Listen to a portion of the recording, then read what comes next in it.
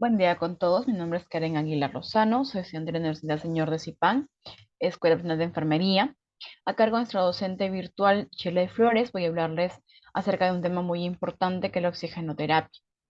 Oxigenoterapia, como pequeña introducción, tenemos que el oxígeno es un gas incoloro, es un gas insípido, poco soluble en el agua, que las células de nuestro cuerpo lo necesitan para poder funcionar apropiadamente y correctamente. El aire que respiramos normalmente tiene un 21% de oxígeno, pero nuestro cuerpo puede recibir hasta un 100% de oxígeno. El contenido del tema es la definición, la historia, la utilidad, los dispositivos utilizados y los cuidados de enfermería. La definición tenemos que la oxigenoterapia se define como el aporte artificial de oxígeno en el aire inspirado con el objetivo principal que es la oxigenación tisular para poder conseguir que la presión parcial de oxígeno en la sangre supere los 60 miligramos de mercurio. ¿Ok? La oxigenoterapia es una herramienta terapéutica fundamental para el tratamiento en los pacientes con insuficiencia respiratoria, tanto crónica como la aguda. ¿Ok? Por ser un medicamento, ser el oxígeno un medicamento, ese debe ser aplicado con cinco principios fundamentales, que debe ser dosificada, debe ser continuada, debe ser controlada, humificada y temperada. Entre la historia de la oxigenoterapia, tenemos que surge en 1783. Este año fue aplicada por primera vez como un fármaco. El responsable de este avance fue un médico francés, Caillen, que lo empleó en uno de sus pacientes que tenía tuberculosis. Luego, en el siglo XIX, surgen muchos avances e investigaciones. Aquí se destaca a John Scott Halden. Este es considerado el padre de la fisiología respiratoria, ya que este describe como el impulso respiratorio que parecía estar regulado por la concentración de CO2 en la sangre. Eh, este nos dice de que este, eso nos describe el efecto Halden, que nos dice que mediante este efecto se describe la propiedad de la hemoglobina para modificarse estructuralmente en función del grado de oxigenación, lo que la hipoxemia induce una mayor capacidad de la hemoglobina para aportar dióxido de carbono y a la inversa, la hemoglobina oxigenada tiene una capacidad reducida para transportar CO2.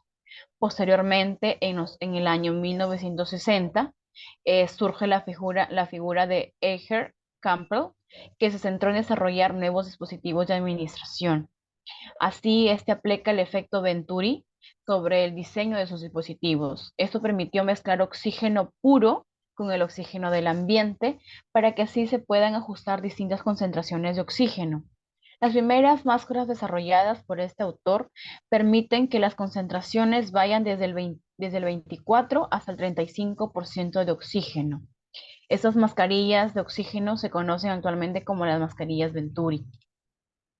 Entre la utilidad tenemos las enfermedades pulmonares, esas que provocan una situación de hipoxia o hipoventilación debido a la alteración de la relación ventilación-perfusión, como es la neumonía, la bronquiolitis, la hiperventilación alveolar, la enfermedad pulmonar obstructiva crónica, que es la EPOC, el asma o el colapso parcial o total del pulmón.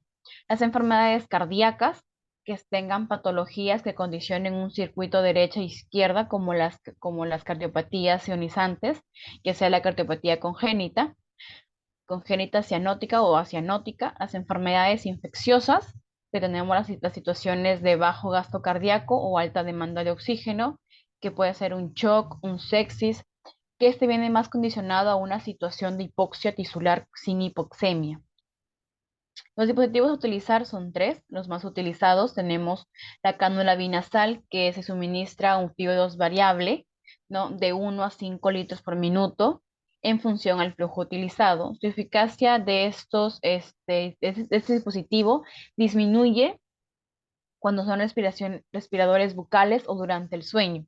En los recién nacidos, el flujo a través de este dispositivo se debe restringir a 2 litros por minuto y en los pacientes pediátricos hasta 4 litros.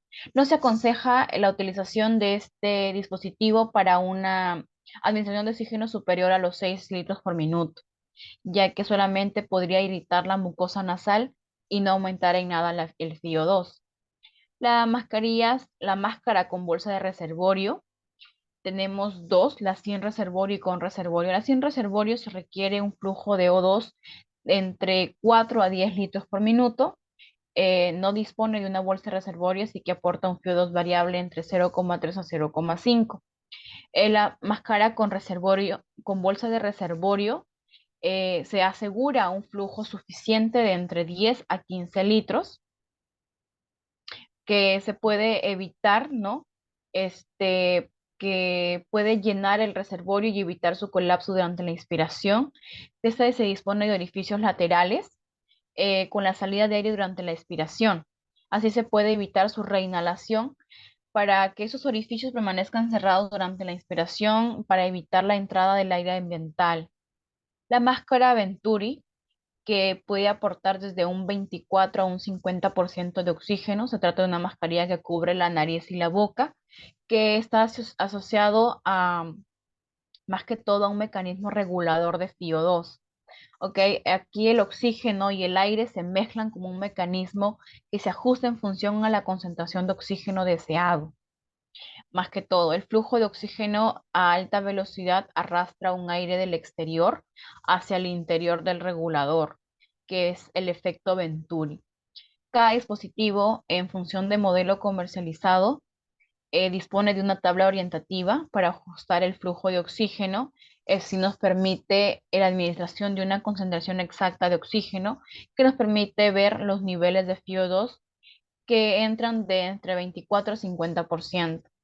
Una cantidad de litros por minuto oscila de 3 a 15 litros por minuto. Entre los cuidados de enfermería, tenemos controlar regularmente la posición y el ajuste de la cánula nasal o cualquier tipo de dispositivo que se esté utilizando. Comprobar las fosas nasales del usuario si se encuentran permeables, libres de secreciones.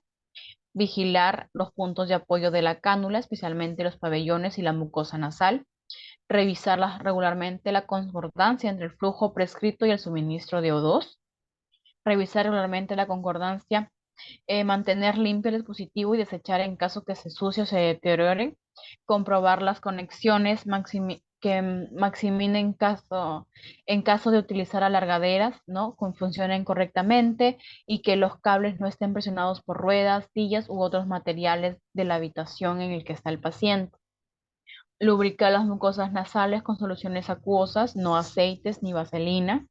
También otro de los cuidados sería favorecer la higiene bucal y la nasal, facilitar la hidratación oral, realizar control regular a través del proclosímetro y poder registrar. De las conclusiones, tenemos que es un procedimiento dirigido a la prevención y tratamiento de la hipoxemia, ya que aumenta el contenido de oxígeno en la sangre arterial y permite un trabajo respiratorio eficiente. Por lo mismo que el oxígeno es considerado un medicamento o un fármaco, tiene indicaciones y efectos adversos que pueden ser tóxicas si son manifestadas al paciente que no son indicadas. Es por eso que para administrar el oxígeno debe ser prescrito por un doctor, por un médico, para poder, para poder evitar estas manifestaciones tóxicas secundarias que se pueden asociar a las altas dosis de oxígeno o el uso prolongado. Muchas gracias.